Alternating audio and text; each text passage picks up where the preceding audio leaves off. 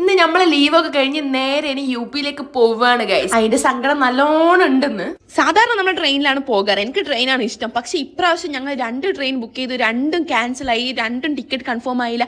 എന്നിട്ട് ഞങ്ങൾ ബാംഗ്ലൂരേക്ക് ബസ്സിന് അവിടുന്ന് ഫ്ലൈറ്റ് ഞങ്ങൾ ബുക്ക് ചെയ്തു. തലേ ദിവസം നോക്കുമ്പോൾ ബാംഗ്ലൂർ ബസ്സും ക്യാൻസൽ ആയി. ഇത് എന്താ, ഇത് കണ്ടകശ്ശേരി കൊണ്ടേ പോകും എന്നുള്ള കേട്ടിട്ടേ ഉള്ളൂ. ഇത് പറഞ്ഞു ഗൈസ്. ഇപ്പൊ ഇനി ഞങ്ങൾ മൈസൂർ വരെ വണ്ടിയിലും മൈസൂരിൽ നിന്ന് ബാംഗ്ലൂർ വരെ ബസ്സിനും അവിടുന്ന് അങ്ങോട്ട് ഫ്ലൈറ്റ് ആണ്. അങ്ങനെ ഞങ്ങൾ ബ്രേക്ക്ഫാസ്റ്റ് കഴിക്കാൻ വേണ്ടിയിട്ട് ഹോട്ടലിൽ ഞങ്ങൾ കയറുന്നവരെ അവിടെ വലിയ പ്രശ്നങ്ങളൊന്നും ഉണ്ടായിരുന്നില്ല. പക്ഷെ കയറി കുറച്ച് കഴിഞ്ഞപ്പോഴേക്കും അവിടെ തിരക്കായിരുന്നു. നമ്മൾ അതിന്റെ ഇടയ്ക്ക് ഞങ്ങൾ പാർലിജിന്റെ കവറിലുള്ള കുട്ടീനെ കണ്ടു ഗൈസ്. പക്ഷെ എന്റെ ഉപ്പച്ചിക്ക് എന്റെ പഴയ ചെറുപ്പത്തെ മുഖം ഓർമ്മ വരുന്നതെന്ന് പറഞ്ഞു. പിന്നെയുള്ള യാത്രയൊക്കെ ഫോറസ്റ്റിലൂടെ ആയിരുന്നു. ഞങ്ങൾ കുറെ പ്രതീക്ഷിച്ചു, ആനേനെ കാണാം, അത് കാണാം, രാവിലെ അല്ലേ എന്തെങ്കിലുമൊക്കെ കാണുന്നൊക്കെ വിചാരിച്ചു. പക്ഷെ ഞങ്ങളൊന്നും കണ്ടില്ല. ഞങ്ങൾ ആകെ കണ്ടത് കുരങ്ങനെയും മാനയൊക്കെ ആയിരുന്നു.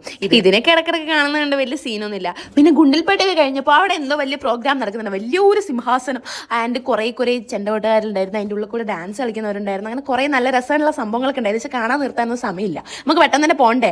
ആൻഡ് ഈ കുട്ടീനെ കാണുമ്പോൾ എനിക്ക് ഒരു തെലുങ്ക് ഫിലിമിൽ ഒരു ചൈൽഡ്ഹുഡ് ആയിട്ടുള്ള ആക്ട് ചെയ്ത ഒരു കുട്ടീനെ ഭയങ്കര ക്യൂട്ടായിട്ട് തോന്നി. പിന്നെ ഞങ്ങൾ ബസ് സ്റ്റാൻഡിലെത്തി. ബസ് സ്റ്റാൻഡിൽ നോക്കുമ്പോൾ ഒരു സ്ഥലത്ത് വണ്ടി പാർക്ക് ചെയ്യാൻ ഞങ്ങൾക്ക് പറ്റുന്നില്ല. പാർക്ക് ചെയ്യാൻ പോയപ്പോഴേക്കും പോലീസുകാർ വന്നിട്ട് അവിടെ നിന്ന് എടുത്തോളം പറഞ്ഞു. പിന്നെ അങ്ങനെ അവർ തിരിച്ചു പോവാണ്. ഒരു മര്യാദയ്ക്ക് യാത്ര പോലും പറയാൻ പറ്റില്ല. ഒരു കണക്കിന് ഉമ്മച്ച് കരഞ്ഞു മെഴു